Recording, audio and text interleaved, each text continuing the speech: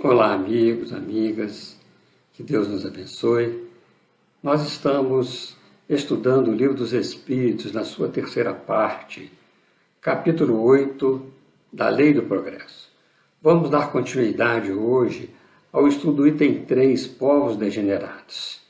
No vídeo passado, estudamos as questões 786 e 787.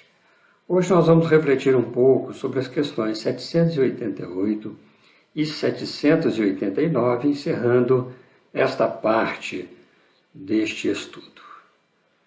Então, Kardec pergunta aos espíritos na questão 788. Os povos são individualidades coletivas que, como os indivíduos, passam pela infância, pela idade da madureza e pela decrepitude.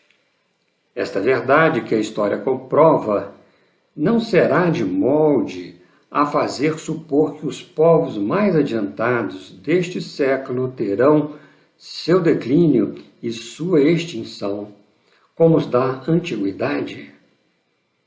Os povos que apenas vivem a vida do corpo, aqueles cuja grandeza unicamente assenta na força e na extensão territorial, nascem, crescem e morrem, porque a força de um povo se exaure como a de um homem. Aqueles cujas leis egoísticas obstam ao progresso das luzes e da caridade, morrem, porque a luz mata as trevas e a caridade mata o egoísmo. Mas para os povos, como para os indivíduos, há a vida da alma. Aqueles cujas leis se harmonizarem com as leis eternas do Criador, viverão e servirão de farol aos outros povos. Então aqui Kardec faz uma comparação dos povos com o ciclo da vida de um indivíduo, a infância, a madureza, a decrepitude e também a morte, né? E pela observação do que já houve na história da humanidade, pergunta aos espíritos se aqueles que se encontram mais adiantados, referindo-se inclusive ao século XIX, serão extintos como já aconteceu em épocas remotas. E a resposta não deixa dúvidas, não é? Como os homens, os povos deverão cultivar os valores do espírito, o que só acontece realmente se seus constituintes, as pessoas que estão ali, o fizerem. Do contrário, esses povos, vivendo exclusivamente uma vida material, expandindo o seu domínio pelo egoísmo, pelas guerras fratricidas, pelo império comercial, com a exploração daqueles que lhes são dependentes, com certeza esses povos desaparecerão, porque perdem a maior força, que é, na realidade, o desenvolvimento moral, o desenvolvimento da sua espiritualidade. Não há como fugir à luz. A luz é que mata as trevas. Não há como a trevas matar a luz. Que já no Evangelho de João, nós nos lembramos aqui, nos alerta. E a luz resplandece nas trevas e as trevas não a compreenderam. Então nós, muitas vezes, não compreendemos esta luz necessária do esclarecimento moral, do desenvolvimento moral, das leis divinas e naturais, para que a gente possa continuar evoluindo, todos nós, né? Nessas características da própria natureza humana, que é para buscar melhorias, buscar uma sociedade mais fraterna e assim por diante. E aqueles povos que ficam apenas dos valores materiais, esses perdem força, porque não há força maior do que o amor divino, esse amor que nos atrai a gravitar para a sua unidade, como Paulo nos diz, gravitar para a unidade divina, né? É necessário, inicie também, começar pela eliminação da ignorância. Da ignorância de quê? intelectual simplesmente, não. Das leis que regem o cosmos, da lei que rege a alma moral, o ser moral, da lei divina em si, da lei moral, para que se faça a verdadeira justiça e que se edifique o amor por intermédio da caridade de uns para com os outros. É a grande lei que Jesus veio nos ensinar e que o Espiritismo, então, desenvolve de forma maravilhosa nessa terceira parte de O Livro dos Espíritos que nós estamos estudando. Os Espíritos ainda dizem que os povos têm, como os homens, a vida da alma. Assim também a humanidade terrena. Por isso é que é necessária maior harmonização com as leis que regem as sociedades humanas, com as leis naturais. Aquelas que regem os povos, as nações, devem se aproximar o máximo possível das leis eternas que regem, na realidade, a alma. Esses povos viverão. Eles triunfarão para servir de exemplo, para servir de guia, de exemplo realmente, para que todos possam imitá-los e ir atrás deles, como os Espíritos dizem, de farol para os outros povos. Daí a necessidade de cada um de nós nos modificarmos dentro do nosso mundo interior, desenvolver-nos espiritualmente, para que possamos desenvolver a nossa nação, desde o desenvolvimento do nosso lar, para que a nossa sociedade fique melhor e para que o povo que nós pertencemos melhore. Esta é a grande luta de todos nós, melhorar o povo que nós vivemos, a sociedade que nós convivemos. Mas para isso é preciso que cada um se melhore. Kardec continua na questão 789 e pergunta: o progresso fará que todos os povos da Terra se achem um dia reunidos, formando uma só nação? Uma nação única, não, seria impossível, visto que da diversidade dos climas se originam os costumes e necessidades diferentes, que constituem as nacionalidades, tornando indispensáveis sempre leis apropriadas a esses costumes e necessidades. A caridade, porém, desconhece latitudes e não distingue a cor dos homens. Quando, por toda parte, a lei de Deus servir de base à lei humana, os povos praticarão entre si a caridade, como os indivíduos. Então viverão felizes e em paz, porque nenhum cuidará de causar dano ao seu vizinho, nem de viver às expensas dele. Aqui os Espíritos vêm nos esclarecer da impossibilidade de ter uma nação única devido à diversidade de climas, devido à diversidade consequente dos costumes e suas necessidades diferentes. E também as próprias leis são diferenciadas para regular essas sociedades diferentes, mas sem desviar do que é essencial. E o essencial, na realidade, é que as nossas leis sejam cada vez mais próximas da lei divina, da lei de Deus. Mas para isso é necessário eliminar muitas coisas, eliminar os preconceitos, eliminar as fronteiras, as disputas de posse e viver a caridade uns para com os outros, formando uma grande família universal. Esse sentido da cooperação, do desenvolvimento cooperativo e não competitivo, não essas guerras às vezes comerciais, guerras que são guerras frias, mas que às vezes também prejudicam muito determinados povos. Isso ainda mostra a nossa necessidade de desenvolvimento espiritual. Então, à medida que nós vamos desenvolvendo espiritualmente, nós vamos aproximando dessas leis divinas. E essas leis não foram trazidas agora. Nós temos que lembrar que Moisés nos trouxe a primeira revelação, a revelação da lei divina na sua essência, sintetizada nos 10 mandamentos. Se nós tivéssemos aplicado essa lei em nós mesmos, as condições nossas espirituais já seria diferente.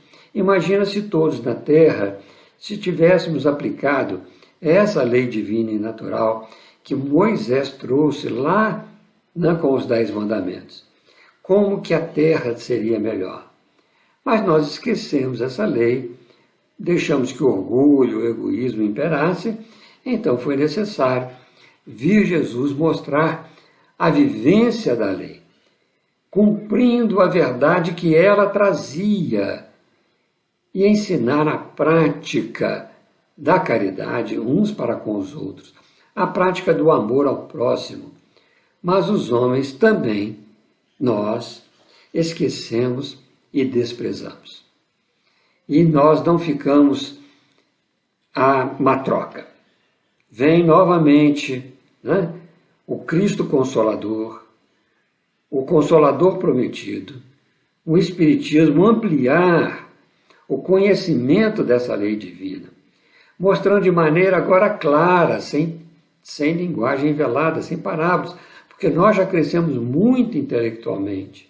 Então mostra de maneira clara, conformando com a suprema justiça e bondade de Deus e as consequências da aplicação desta lei, toda a nossa atividade de encarnados. Tudo aquilo que nós estamos fazendo. Se nós conformarmos com esta lei, para nós, entendendo, colocarmos dentro de nós e trabalharmos isso, vai ser uma beleza. Por isso que vêm os Espíritos e pegam novamente os ensinamentos morais do Cristo e trazem para nós de forma clara e cristalina. Nós vemos que as leis morais é esta expansão dos ensinamentos de Jesus. Não tem a menor sombra de dúvida. Né?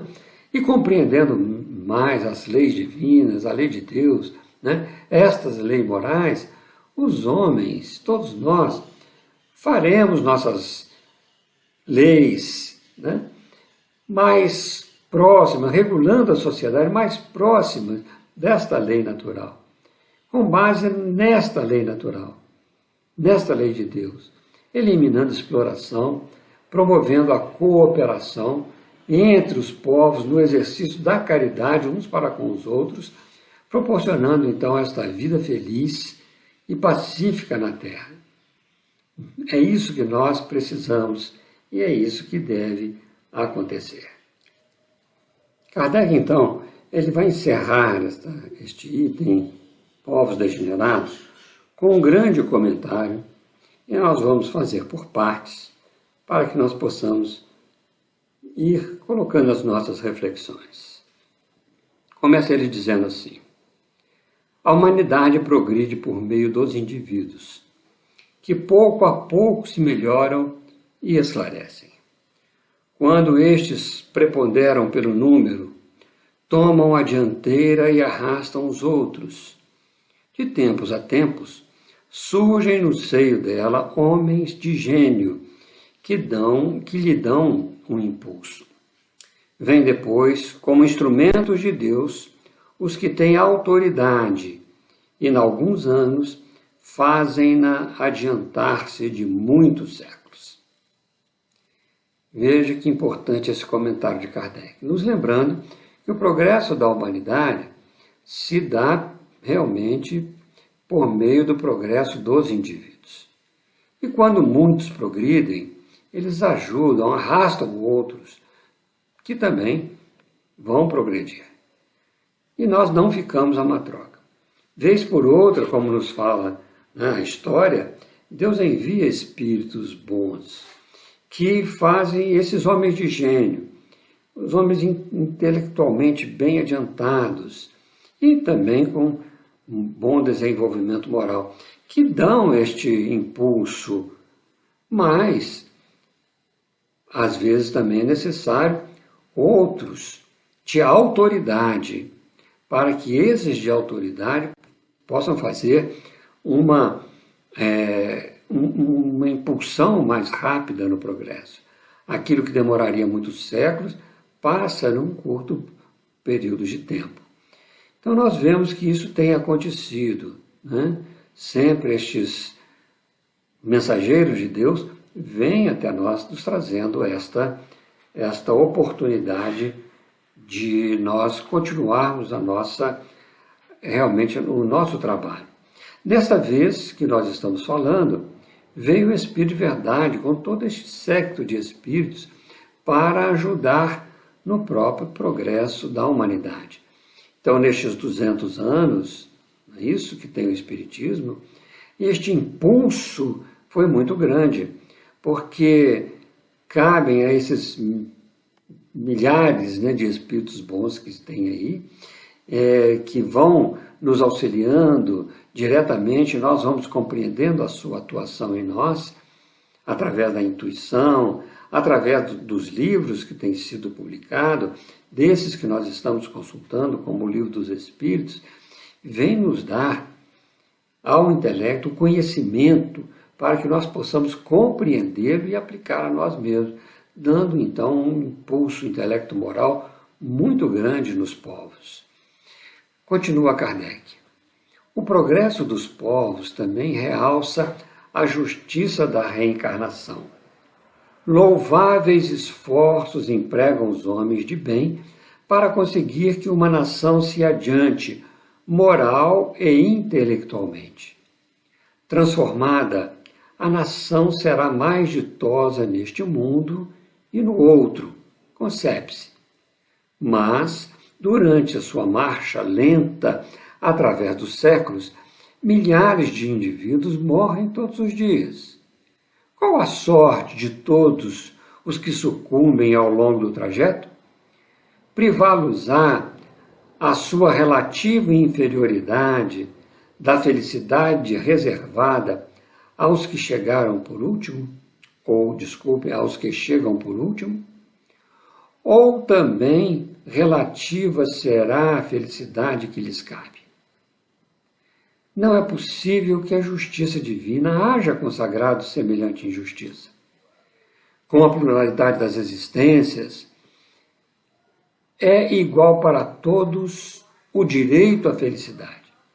Ninguém fica deserdado do progresso, podendo os que viveram ao tempo da barbaria voltar, na época da civilização, a viver no seio do mesmo povo ou de outro. É claro que todos tiram proveito da marcha ascensional.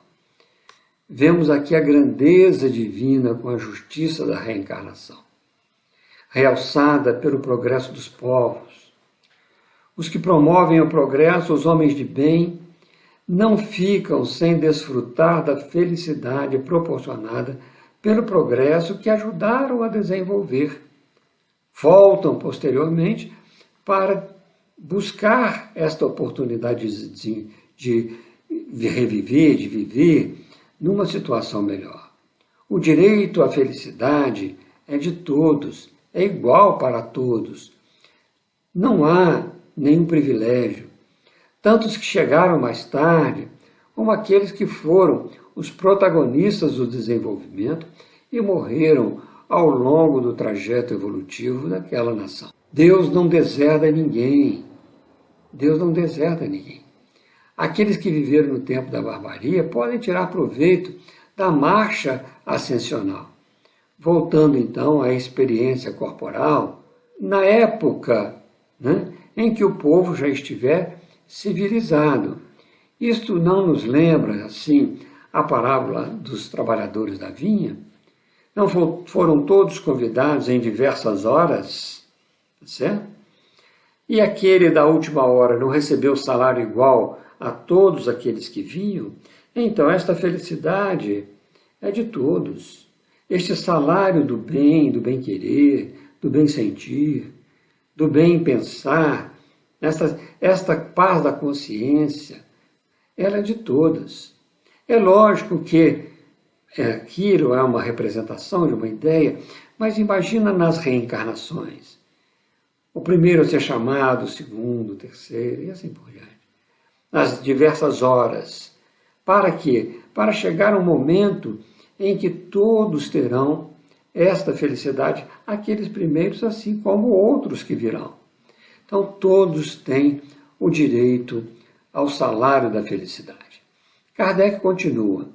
Outra dificuldade, no entanto, apresenta aqui o sistema da unicidade das existências. Segundo este sistema, a alma é criada no momento em que nasce o ser humano. Então, se um homem é mais adiantado do que o outro, é que Deus criou para ele uma alma mais adiantada. Por que esse favor? Que merecimento tem esse homem que não viveu mais do que o outro, que talvez haja vivido menos para ser dotado de uma alma superior? Esta, porém, não é a dificuldade principal. Uma nação passa em 1000 anos da barbárie à civilização. Se os homens vivessem 1 milênio, conceber-se-ia que, nesse período, tivessem tempo de progredir. Mas não é assim. Diariamente morrem criaturas em todas as idades. Incessantemente se renovam na face do planeta, de tal sorte que todos os dias aparece uma multidão delas e outra desaparece. Ao cabo de 1000 anos, já não há aquela nação vestígio de seus antigos habitantes. Contudo, de bárbara que era, ela se tornou policiada. Que foi o que progrediu? Foram os indivíduos outrora bárbaros? Mas esses morreram há muito tempo. Teriam sido os recém-chegados? Mas se as suas almas foram criadas no momento em que eles nasceram, essas almas não existiam na época da barbárie, ou melhor, da barbaria. E forçoso será, então, admitir-se que os esforços que se despendem para civilizar um povo têm o poder de não melhorar as almas imperfeitas, porém de fazer que Deus crie almas mais perfeitas. Então aqui Kardec mostra essa dificuldade da doutrina da unicidade das existências, ou seja, a criação das almas no momento do nascimento e depois um local definitivo de sua estada depois da morte, incompatível com a infinita justiça e bondade de Deus. Com essa doutrina, como diz ali para nós, Deus deserdaria aqueles que viveram naquela época anterior à barbaria. Não é isso? Uma vez que não tiveram como progredir. Então eles estariam deserdados. Iriam para onde? E beneficiaria almas criadas durante a civilização, porque seriam almas mais perfeitas. Ou então em povos mais civilizados. Então não é bem assim que nós podemos entender. Por isso essa dificuldade de nós entendermos a unicidade das existências. Ao passo que, com as reencarnações, nós vemos que aquelas almas que estavam lá atrás, elas podem aproveitar do progresso realizado, daquelas que ela ajudou, inclusive, a construir. É isso que Kardec, então, vai comparar para nós, neste texto que nós vamos ler agora. Comparemos esta teoria do progresso com a que os espíritos apresentaram. As almas vindas no tempo da civilização tiveram sua infância como todas as outras, mas já tinham vivido antes e vêm adiantadas por efeito do progresso realizado anteriormente. Vêm atraídas por um meio que lhes é simpático e que se acha em relação com o estado que atualmente se encontram. De sorte que os cuidados dispensados à civilização de um povo não têm como consequência que, de futuro, se criem almas mais perfeitas. Tem, sim, o de atrair as que progrediram, quer tenham vivido no seio do povo que se figura, ou ao tempo de sua barbaria, quer venham de outra parte. Aqui se nos depara igualmente a chave do progresso da humanidade inteira. Quando todos os povos estiverem no mesmo nível, no tocante ao sentimento do bem, a Terra será ponto de reunião exclusivamente de espíritos bons, que viverão fraternalmente unidos. Os maus, sentindo-se aí repelidos e deslocados, irão procurar, em mundos inferiores, o meio que lhes convém, até que sejam dignos de volver ao nosso, então transformado. Da teoria vulgar, ainda resulta que os trabalhos de melhoria social só as gerações presentes e futuras aproveitam, sendo de resultados nulos para as gerações passadas, que cometeram o erro de vir muito cedo e que ficaram sendo o que podem ser, sobrecarregadas com o peso de seus atos de barbaria. Segundo a doutrina dos espíritos, os progressos ulteriores aproveitam igualmente as gerações pretéritas que voltam a viver em melhores condições e que podem, assim, aperfeiçoar-se no abrigo da civilização.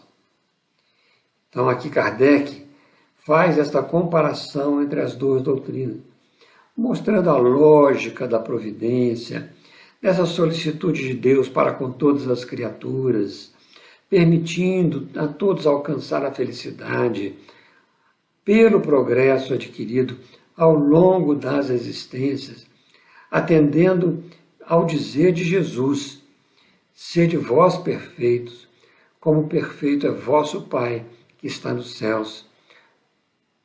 O que significa para nós buscar a máxima perfeição dentro daquilo que nós já estamos, com o nosso desenvolvimento intelectual, proporcionar um moral correspondente, e assim nós vamos sendo esses perfeitos relativos para a nossa própria felicidade. Então nós vamos ficando por aqui, agradecendo esta oportunidade de estudo, de reflexão, que Deus nos permita renovar sempre esta possibilidade, e para todos, nosso até mais, num breve retorno aos nossos estudos. Fiquemos com Deus.